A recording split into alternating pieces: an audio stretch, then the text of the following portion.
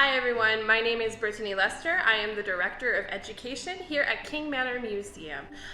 We're going to take a look around the house, so let's get started. We're going to head first into our formal parlor, which would have been the first room that you would have come into if you were a guest in the home of Rufus and Mary King. And Rufus is right over there, and Mary is right behind me, with the forte piano that would have been in this parlor. This is not specifically the King family's forte piano. However, the piano was very much like the one that Rufus and Mary did have. It is over 200 years old, and it is in working condition, which is a very exciting thing for us when we like to do concerts. So in this parlor, this would have been a space for Rufus and Mary to entertain their guests, to enjoy quiet time, but also to teach their children. So this would also have been a place where the boys, and there were 5 of them, went to school. We have in this space some really beautiful federal style furniture, including this really gorgeous couch, which was recently put into our parlor to give a finishing touch. We also have in this room some tea accoutrement that Mary would have been using, or the woman of the house would have been using while she was here. She would have offered you a sweet snack and a salty snack, and we would have drunk green tea while Rufus and Mary were here in this home. And next we have the dining room. The dining room was sort of a 2-part room. It was obviously used for dining, but it was also used for entertainment of a larger kind. Rufus and Mary would have had parties in here. They would have danced. There would have been music, and in fact this room is built specifically to accommodate musical performance. So if you look at the back of the room, the curved structure at the back was something that Rufus would have seen while he was serving as an ambassador to Great Britain. At that time it would have been called Minister Plenipotentiary. And he would have seen homes like that in England. So when he came back to King Manor in 1810, he put on this addition and added an English style to his home. So this is actually a art installation by artist Hyun Jae Lee, who has been creating art that speaks to foodways and food culture and sort of what our relationship is with food and life. And this particular piece uses bone and rice to really show the bounty and the importance of food in our from life to death. And it's on our period dining table, as well as there are pieces of Eliza Gracie King, who is Rufus and Mary's granddaughter. Her tea set is actually sort of fit in amongst the items. So this is our very own Rufus King. He's here in his library. I mean, in fact, Rufus King was one of the foremost collectors of books in the United States while he was still alive. He had almost 4,000 books in his collection, which was actually more books than the Library of Congress had at that time. So there were a lot of books in here, and he was doing a lot of reading. He was also doing a lot of work. The library itself is a really incredible room just on its own. We actually have Rufus's real original desk that he used while he lived here at King Manor. Rufus King also had another very important role in the American story. He's also considered one of our founding fathers. So Rufus King actually was one of the framers and also signers of the U.S. Constitution.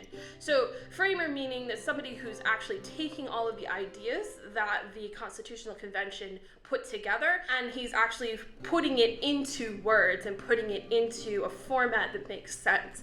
So all of those things that we see in the Constitution, Rufus had a hand in creating.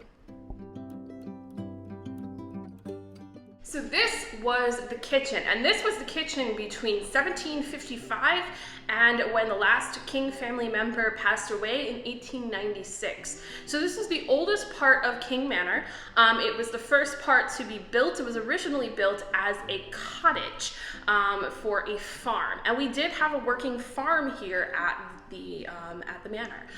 Rufus was very interested in agriculture, and he was very interested in what agriculture was going to do for the United States. So he did a lot of really important experimentation with agriculture, and all of the products from that, such as wheat and potatoes and apples, were coming into, in some part, into this kitchen and either being turned into delicious food or processed for other uses.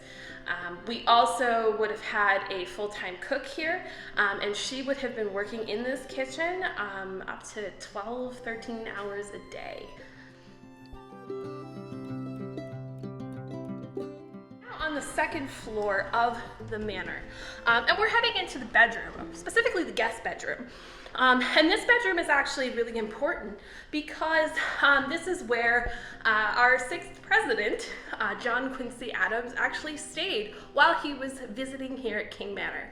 So Rufus King was actually his mentor, John Quincy Adams' mentor, and they talked a lot about things like the anti-slavery movement while he was here. So this room would have been set up sort of as a very nice space for a guest to be.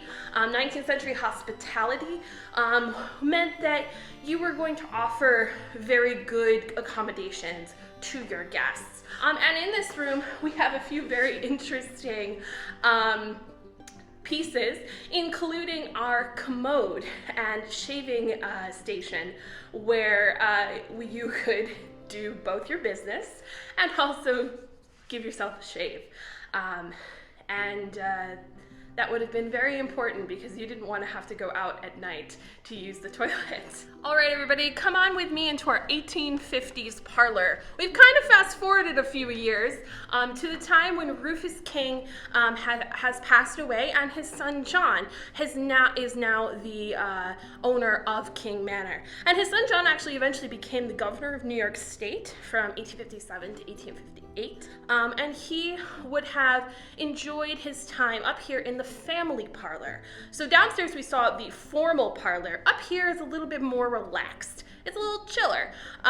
This is where the family would spend some time. The children could play in this room. They couldn't play in the formal parlor. You might have tea served, or in the summertime, lemonade. And perhaps John would take off his hat and read the newspaper. So this is a very social space for the family.